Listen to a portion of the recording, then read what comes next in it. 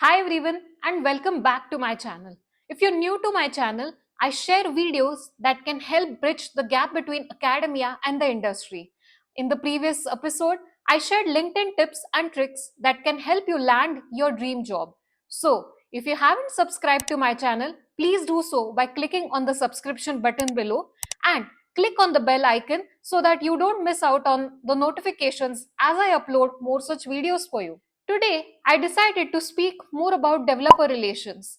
The reason I chose this topic is as I was associated with Google's developer relations team and I connected with thousands and lakhs of developers, oftentimes I got this question: why do companies like Google run something called as developer relations?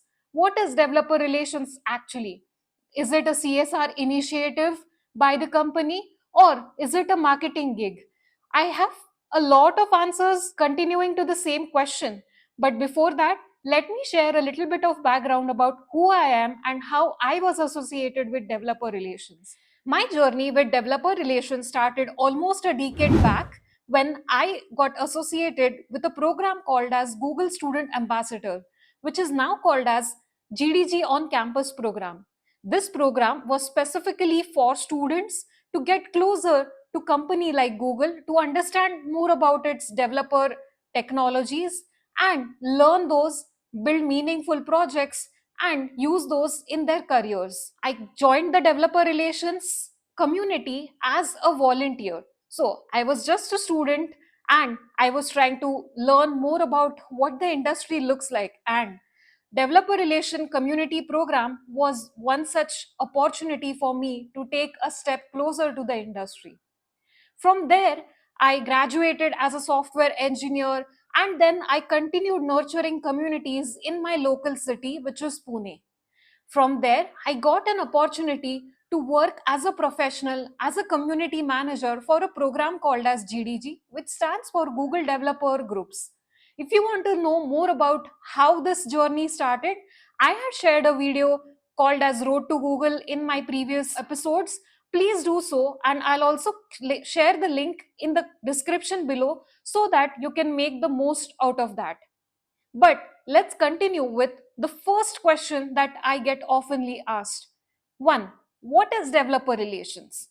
So, developer relations is an effort by an individual organization to bring developers together to help them understand about the company's tech stack and make them successful with the given tech stack. A developer relations can be established with external developers, meaning with developers who don't work with the company. Or it could be an internal developer relations ecosystem, which is more for employees working on a similar tech stack to come together, share best practices, grow with the given tech stack, and build amazing products for the future. For now, we will be focusing more on the external developer relations engagements, wherein a community manager or a program manager engages with developers who are not directly employed by the company. So, why do companies want to help developers become successful? What do they gain out of it? The reason why companies invest in developer relations is one, because they want more and more developers to learn more about their tech stack. The second thing that they invest in developer relations is because they want to promote more about their technology and help developers become hands on experience with their tech stack. Now, how does this help the company? It helps the company to create a market share of developers who already know their tech stack. So customers who are trying to adopt a given technology can actually invest in a company who has already trained certain number of developers on a tech stack than investing time to train developers on the given tech stack. The second thing is promoting a good word about the tech stack, which helps creating a good market share in the ecosystem of customers and the investors. The second question I frequently get asked is, how does company benefit from doing all of this? So I partially covered answers to this before, but just summarizing those here. First thing is creating a market share of interested developers to spread a good word about the tech stack. Second is to create a group of developers who are already aware of the company's tech stack so that it helps in faster customer acquisition.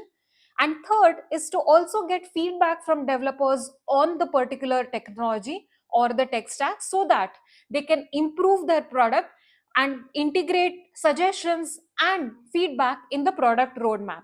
All right. So the third question would be coming in is, when do I get involved in developer relations as a student and as a startup founder? I would be sharing more of this information in my coming videos. Until then, if you haven't liked this video, please do so by clicking on the like button, and don't forget to subscribe to my channel if you haven't done that already. Until the next video, take care. Bye bye.